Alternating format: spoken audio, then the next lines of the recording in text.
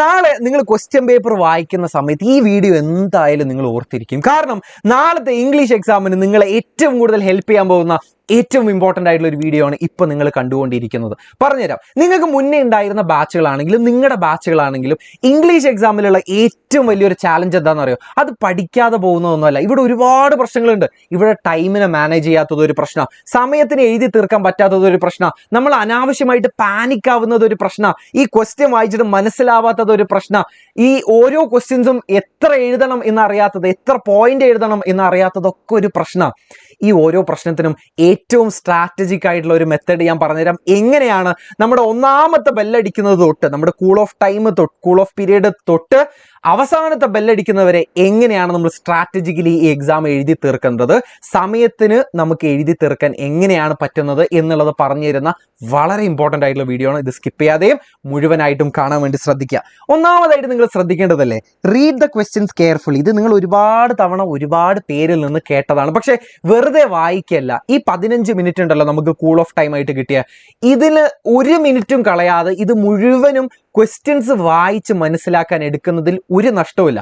പറഞ്ഞുതരാം. 3 കാര്യങ്ങൾ നമ്മൾ ആ ക്വസ്റ്റ്യൻസ് വായിക്കുന്നതിലൂടെ ശ്രദ്ധിക്കണം. ഒന്ന്, അത് ഏത് ചാപ്റ്ററിൽ നിന്നാണ് ചോദിച്ചിരിക്കുന്നത്, അത് എത്ര മാർക്കിനാണ് ചോദിച്ചിരിക്കുന്നത്.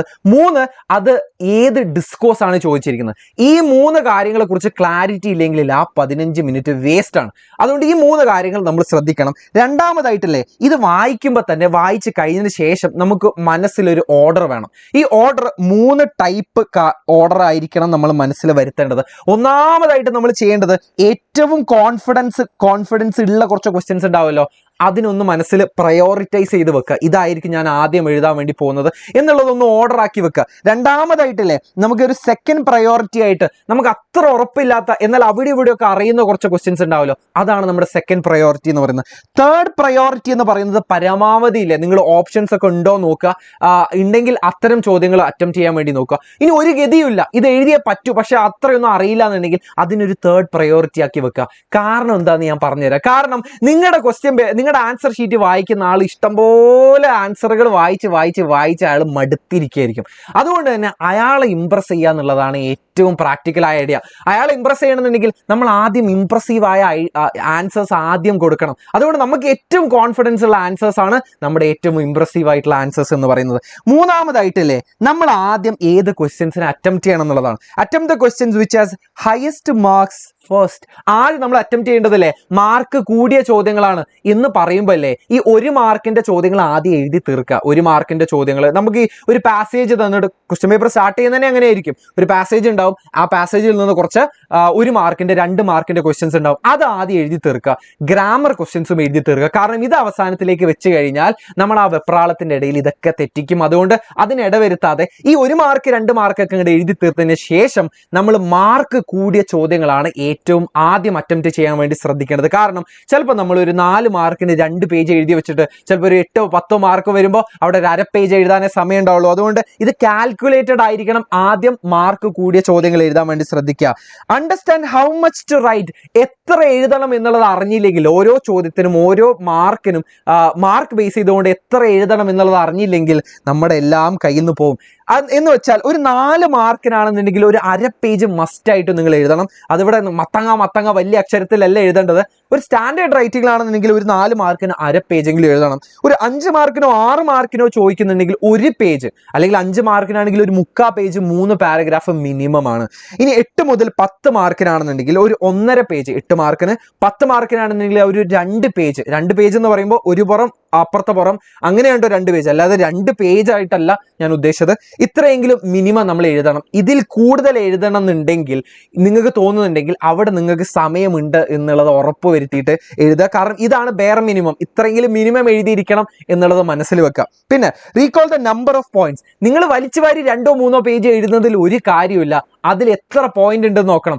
5 മാർക്കിനാണ് ചോദിച്ചിട്ടുണ്ടെങ്കിൽ അവിടെ 5 പോയിന്റ് വേണം. അതെങ്ങനെ എഴുതുന്നത്? അത് നമ്മളൊരു എഴുതുന്നതിൻ്റെ തൊട്ട് മുന്നേ ഒരു 10 സെക്കൻഡ് എടുത്ത് എഴുതുക. ഒരു 10 സെക്കൻഡ് ഒന്ന് മനസ്സിലാലോചിക്കുക. ഇത്രയും പോയിന്റുകളായിരിക്കും ഞാൻ എഴുതാൻ വേണ്ടി പോകുന്നത്. ഒന്ന് മനസ്സിലൂടെ എടുത്തൊന്ന് ഓടിച്ചാൽ മതി. നിങ്ങൾ ഇങ്ങനെ മനസ്സിലൂടെ ആ ഉത്തരം എഴുതി തീർക്കൊന്നും വേണ്ട. നിങ്ങൾ ജസ്റ്റ് ഒന്ന് ഓടിച്ചാൽ മതി. ഇത്രയും പോയിന്റുകളായിരിക്കും ഞാൻ എഴുതുന്നത് എന്ന് മനസ്സിലൂടെ ഒന്ന് ഓടിച്ചു നോക്കിയാൽ മതി. ഒരു 30 സെക്കൻഡ് എടുത്താൽ, ഒരു 10 സെക്കൻഡോ 10-15 സെക്കൻഡോ എടുത്താൽ മതി. പിന്നെ പറഞ്ഞ കാര്യങ്ങൾ വീണ്ടും വീണ്ടും വീണ്ടും വീണ്ടും പറഞ്ഞ് മെഴുകാൻ നിൽക്കേണ്ട, അതിന് ഒരു മാർക്കും കിട്ടൂല. ഓക്കെ, പിന്നെ നിങ്ങൾ ഒരുപാട് തവണ കേട്ടിട്ടുള്ളത്, ഒരുപാട് തവണ ആൾക്കാർ പറയുന്നതും പറയാൻ ഭയങ്കര എളുപ്പമുള്ള കാര്യമാണ് ഡു നോട്ട് പാനിക് എന്ന് പറയുന്നത്. എക്സാം ഹാളിൽ ഇരുന്ന് പാനിക് ആവല്ലേ എന്ന് പറയാൻ ആരെ കൊണ്ട് പറ്റും. പക്ഷേ ഇതിലൊരു സൈക്കോളജി ഉണ്ട് മക്കളെ. ഇത് ഭയങ്കര മനഃശാസ്ത്രമുള്ളൊരു കാര്യമാണ്. എന്ന് വെച്ചാലേ, ഞാൻ ഒരുപാട് തവണ നിങ്ങളോട് തന്നെ പറഞ്ഞിട്ടുള്ളതാണ്, ഈ നമ്മളൊരു പട്ടി അടിക്കാൻ വരുന്ന സമയത്ത് നിങ്ങൾ ശ്രദ്ധിച്ചിട്ടുണ്ടോ, നമ്മൾ വേറെ ഒന്നും ആലോചിക്കില്ല. ഇപ്പോൾ ഫോർ എക്സാമ്പിൾ നമ്മൾ യൂട്യൂബിൽ തലേ ദിവസം ഒരു വീഡിയോ കണ്ടു എന്ന് വിചാരിക്കുക, പട്ടി മേടിക്കാൻ വരുമ്പോൾ എങ്ങനെയാണ് ഓടേണ്ടത് എന്നുള്ളത്, ഒരു വളരെ സ്ട്രാറ്റജിക് ആയിട്ട് വളഞ്ഞ് വളഞ്ഞ് ഓടണം എന്നൊക്കെ, അല്ലെങ്കിൽ പട്ടിയെ പറ്റിക്കാൻ പറ്റിയ കുറച്ച് ട്രിക്കുകൾ, ഇതൊക്കെ നമ്മൾ എവിടെ കണ്ടിട്ടുണ്ടെങ്കിലും പട്ടി ആക്ച്വലി കടിക്കാൻ വരുന്ന സമയത്ത് നമ്മൾ ഇതൊന്നും ഓർക്കൂല. കാരണം പട്ടി നമ്മൾ പ്രതീക്ഷിക്കാതെയാണ് പട്ടി കടിക്കാൻ വരുന്നത്. എന്ന് വെച്ചാൽ സൈക്കോളജിക്കലി നമ്മൾ ഇങ്ങനെ ഒരു ഫ്ലൈറ്റ് ഓർ ഫ്ലീയിങ്, അല്ലെങ്കിൽ നമ്മൾ ബയോളജിയിലൊക്കെ പഠിച്ചിട്ടുണ്ടാവും, നമ്മളിങ്ങനെ ഫൈറ്റ് ചെയ്യണോ അല്ലെങ്കിൽ അവിടെ നിന്ന് രക്ഷപ്പെടണോ എന്നുള്ളൊരു കേസിലാണെന്നുണ്ടെങ്കിലേ നമ്മുടെ മെമ്മറി റിറ്റൻഷൻ വർക്ക് ചെയ്യില്ല. അല്ലെങ്കിൽ നമ്മൾ ഓർത്തിരിക്കേണ്ട കാര്യങ്ങളൊന്നും നമ്മൾക്ക് ഓർത്തിരിക്കണം എന്നൊന്നുമില്ല. നമ്മൾ ആ ഒരു പ്രസന്റ് മൊമെന്റിലായിരിക്കണം. നമ്മൾ അവിടെ നിന്ന് എങ്ങനെയെങ്കിലും രക്ഷപ്പെടണം എന്നുള്ളൊരു മൈൻഡ് മാത്രമേ ഉണ്ടാവുള്ളൂ. അതുകൊണ്ട് തന്നെ തലേ ദിവസം പഠിച്ചതൊന്നും ഓർമ്മയുണ്ടാവില്ല. എക്സാം ഹാളിൽ ഇരുന്ന് ഇങ്ങനെ പാനിക്കായി കഴിഞ്ഞാലില്ലേ, നമ്മൾ ആ ഒരു പാനിക് മൊമെന്റിൽ അങ്ങനെ കണ്ടിന്യൂ ചെയ്യുള്ളൂ. അല്ലാതെ പഠിച്ച കാര്യങ്ങളൊന്നും ഓർത്ത് വെക്കാൻ വേണ്ടി പോകുന്നില്ല. ഇത് നിങ്ങളുടെ മനസ്സിൽ വെച്ചാൽ മതി. എന്നിട്ട് നിങ്ങൾ ആലോചിക്കുക പാനിക് ആവുന്നതിൽ കാര്യമുണ്ടോ ഇല്ല എന്നുള്ളത്. നിങ്ങൾ എത്രയാണോ പഠിച്ചത് അത് എഴുതാൻ വേണ്ടി ശ്രദ്ധിക്കുക. അതിൻ്റെ പരമാവധി വൃത്തിക്കും വെടുപ്പിനും എഴുതി തീർക്കാൻ വേണ്ടി ശ്രദ്ധിക്കുക. പാനിക് ആവുന്നത് കൊണ്ട് ഒരു കാര്യമില്ല. 2, അറ്റംപ്റ്റ് ഓൾ ക്വസ്റ്റ്യൻസ്. ചിലപ്പോൾ ക്വസ്റ്റ്യൻസ് തെറ്റാം, ക്വസ്റ്റ്യൻസ് മാറിപ്പോകാം, ക്വസ്റ്റ്യൻസിൽ എന്തെങ്കിലും ഇറർ വരാം. അങ്ങനെയൊക്കെയുള്ള കേസുകളിലേ നിങ്ങൾ അത് അറ്റംപ്റ്റ് ചെയ്യുന്നതിൽ വളരെ ഇമ്പോർട്ടൻസ് ഉണ്ട്.